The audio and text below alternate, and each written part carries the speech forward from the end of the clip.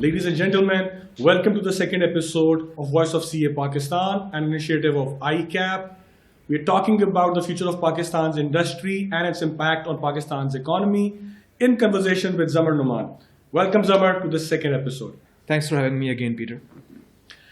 Zamar, we were talking about in the last episode when we left about what role ICAP can play in helping our industry go in our economy and how can we raise more awareness. So a lot of people feel that chartered accountants should not talk about economy. They should not talk about these matters and we should only curtail ourselves to the audit and taxation and accounting. So what is your take on that? You have worked in the industry, you have worked at a global role. Do you feel we should be limiting ourselves only to those specific areas or we should be involving more in economy? In a nutshell, I disagree with those people who say that. Good. Because I think we are entrenched so much in the industry of this country that it's impossible for us not to have a take on the economy. And it blows my mind to think that if we are not supposed to talk about it, who should talk about it? If we look at the banking side, there are a lot of chartered accountants in banking. If you look at the development side, there's a lot of chartered accountants in development. There are a lot of CEOs who are chartered accountants. Yes. So business leaders should speak up about the economy because the economy is not just something, it's not a balance sheet, it's not a company. It's what we live and breathe every day and what our children are going to benefit from. So I think that as chartered accountants, who this country has spent so much funds and time to develop, to educate, they have a responsibility to speak out on the economy. So that's great news, music to my ears as well, that we can contribute and you feel that we should be able to contribute. So if I ask you as a professional, as a person who's working in the industry as well, what are the key red flags in our laws, tax laws, corporate laws, which you feel are hampering our growth as industry? I think the first off, our tax rates are way too high and it sounds counterintuitive. But all over the world, this understanding is very clear that there is an inverse relationship between the taxation rate and the compliance of tax. So if we are starting to, because the thing is whenever you increase the tax rate, there is a certain slice of people who make a calculation that now the cost of compliance has become higher than the cost of non-compliance. And as it has gone up higher and higher up, an example is the employment tax on corporate employees. A couple of years ago, there was virtually no non-compliance in the corporate sector of that. But now it has started creeping in because the taxes are so high that people are saying now that it is something we're doing. So that's something that we need to look at really seriously, that it's not an easy fix. We've seen this in VAT. Whenever we increase the rate of VAT collection goes down. Whenever we increase the rate of custom duties, custom duty goes down. So that's something that we need to look at really, that how do we raise more finance without really making more and more people non-compliant. Another thing that another red flag is that despite so much in development in the FPR, we are still struggling to connect the systems connect the information that we already have. And that speaks to the lack of intent as well. Because if today I log into Tax Asan or Asan, I see that the government has everything that they need for my tax return. They have what the banks have deducted, what my employer has deducted. Then why do I need to file? And that's what I was speaking in our first episode, that there are steps that we can leapfrog. We can go from a basically filer-based system to a return-free filing system. That the government already has the information. They make the return, they make the invoice, they send me the invoice electronically. If I agree with it, I accept it, I pay the bank and my taxes are filed. If I disagree, I change it, I submit it and I file. So those are two things that I think, and we see in both areas, we see that non-compliance is going up and we see the number of filers is not going up. So those two red flags, I think we need to fix ASAP if we need to achieve what our tax objectives are. That's a very revolutionary idea that you just mentioned about how to file returns. No, actually, it's not revolutionary. I'm sorry if I cut you off, but I'm very passionate about tax reform, so that's why I read into it quite a lot. There are multiple countries who have moved to return-free filing. And initially in those countries, I've seen that there was also a reluctance of the tax authorities to do it. because you are basically stopping the job if you are making if you are sending invoices and getting the return. But after it's been done, it makes the ease of doing business so much higher that you are getting the invoice. Think about it. The tax payment is the only kind of invoice that you have to generate yourself, and if you get it wrong, you go to jail. It doesn't make any sense to me. So that's, I think, this is an area that we can work quite a lot on. FPR has moved mountains in the last 10 years. I know I've been filing my father's tax returns for the last 10 years. What it used to be and what it is now is that the system right now is up to par with any developed country, but there's still some things that we can improve. When I mentioned revolutionary, being a person from a tax background, I think for our country, that is something which needs a lot of, I think, understanding. I understand FBR obviously needs to understand. I don't think they have the capacity at all to do as you suggested. It's a very good idea, interesting idea. And I'm sure the tax consultants would have a say about that as well. But yes, it's something I think, or at least we can start thinking out of the box. I think the main approach is, let's not just look at tax and compliances in a traditional way, but I think we have to start looking out of the box. And as you said, we need to start utilizing that data, which is already there. I think lots of data is there, which is getting wasted. Yeah, definitely. So, Zamir, in your opinion, you talk about the shortcomings or the weaknesses or the things that we do not have. What do you think the strengths that we do have as a country in our economy, in our geographical location, in our industry, that we need to harness to improve and get better? I think one thing that we take for granted quite a lot is not just the amount of human capital we have, but the sheer youth of the human capital that we have. It's very rare. I think you can count on one hand the number of countries that have such a huge amount of young people who are available, who are hungry, who want to be part of the economy and part of this country's future. So that's an opportunity. And if we can capitalize on that, we can be somewhere very different from now in the next 10 years. I quote quite a lot the example of Vietnam. It was a country that was a global backwater. It had sanctions on it and whatnot. Today, if you go there, it's nothing short of Hong Kong or New York. And that's because they realize this, these are the young people. If we don't spend on them, A, they will leave, or B, they will come back to haunt us. So that's, I think, a big opportunity for us. The second is that we need to really capitalize on our geopolitical alliance with China, because they are now under increasing pressure from the EU, from the US about their trade practices.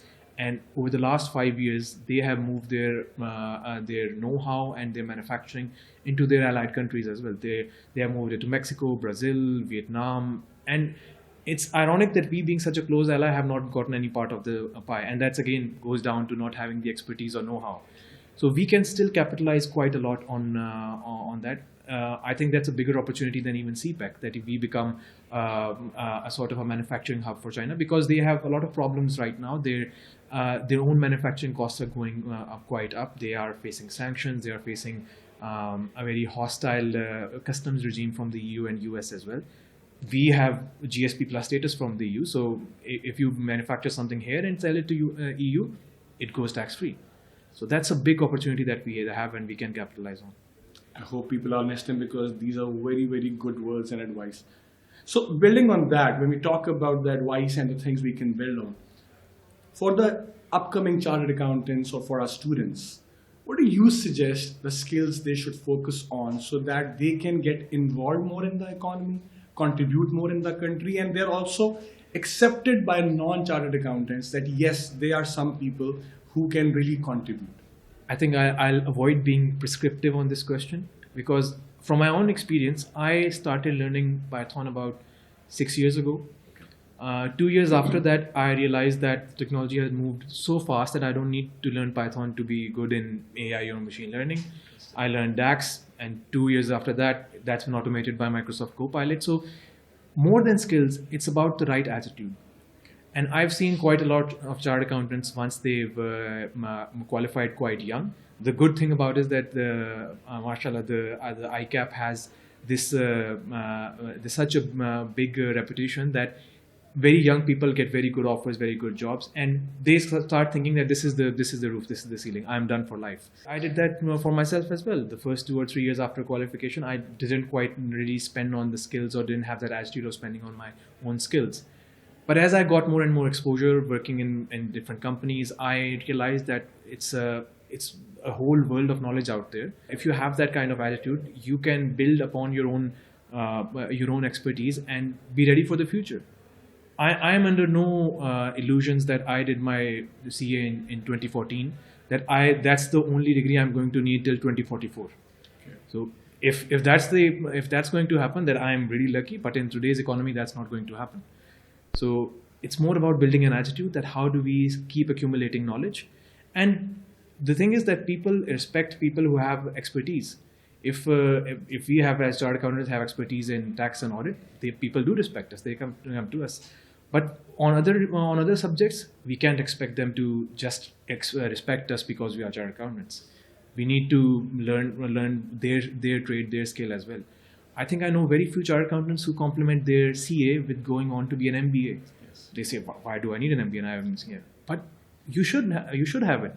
I've seen the course of an MBA. It's for a chartered accountant, it's really quite difficult to catch on to those things. Okay. So I think it is the right attitude that is the real skill, that the real tool that we need. We need to earn respect, basically, not expect it. We need to earn it. And the old saying that basically keep learning till the grave. So we just need to make sure that we are open. We have that attitude that learning will not stop. Whatever that is, as you said, the world will keep on evolving very quickly. We just need to keep moving with it and never feel that our knowledge is complete at any level. Completely true. I know global VPs in companies who are chartered accountants, but they had never stopped building on their skill base. They are in places like head of HR, head of product development. They are chartered accountants, but they never stop building their skill base. Zamir, last question from you. Do you think that we should trade with all our neighbors? If you know what I mean. And if we should, what are the key areas that we can benefit each other in those trades? I think in any country, if you pick and look at their trade books, you'll see that the biggest trade partner is always their closest neighbors. And there's a lot of logic to that we have, there's very low transport costs. There is similar climates mean that if we don't have a very good crop, we can trade. And obviously it's much more simpler and straightforward than looking for shipping containers and all that. So in principle, I think we should, but our geopolitics makes it very difficult to make it very straightforward. But the thing is that we should start having that discussion, start saying that no, we will not trade until this happens, then it will never happen. Because it's not just us that we have difficult neighbors. There are other countries that Ukraine and Russia were trading even while Russia was in the Donetsk region. Interesting. They were still trading. China has difficult relationships with all its neighbors. They are still trading. It's a very funny thing that I think China and US. China and US, they are the biggest trade partners. And Russia recently went into they're purchasing nuclear submarines to ward off China. The biggest trade partner is China, and most of the steel that they will need for that is coming from China. So I think we need to again, if we prioritize the economy, the answer is yes. But we need to make sure that the reciprocity is also from there as well. That our growers, our industrialists also get a fair deal that when trade happens. Because without that, it's just an import arrangement. It's not trade. True. Obviously, it has to be a win-win situation. It needs to benefit both sides. But definitely, as you said, there are a lot of pros in that, a lot of good things to happen if we can manage the political side, the geopolitical scenario. One thing that has always put the thumb on the trade scale for us is the management of the US dollar. That always messes up our trade, not just with our neighbors, but any country out there. Because the thing is that if you are importing too much unsustainably, the devaluation of your rupee will automatically make those imports very unattractive. Yes. But because we manage it, then they stay attractive. We import, I don't know how much quantity of Japanese used cars, how much quantities of garments, even though we are a producer of garments. But that's because we artificially manage the exchange rate. So all of these things need to happen together if we are going to have the maximum benefit out of this. So I take it that you're against obviously managing the exchange rate. You are in favor of having a free-flowing, obviously market-based exchange rate. I think any person, any economist or chartered accountant worth his salt will realize that in the long term, it's always better to let the market decide. In the short term, if you want to be populist, it's really good that you can say, I kept the dollar rate the same. But in the long term, that really and to be honest, we've never really managed the rate as well. We've managed it for a couple of weeks, but then suddenly after a month, it goes up by 10%. So management doesn't work. Absolutely. Zamar, thank you so much. I think both episodes have been amazing. I love talking to you, and I think I learned a lot, and I'm really hoping that the audience has learned a lot from this discussion that we have had. Ladies and gentlemen, that's all from our side. I hope you have learned a lot of takeaways from this discussion which we had with Zamar. All the best. God bless. Pakistan. Zindabad. ICAP. Payandabad.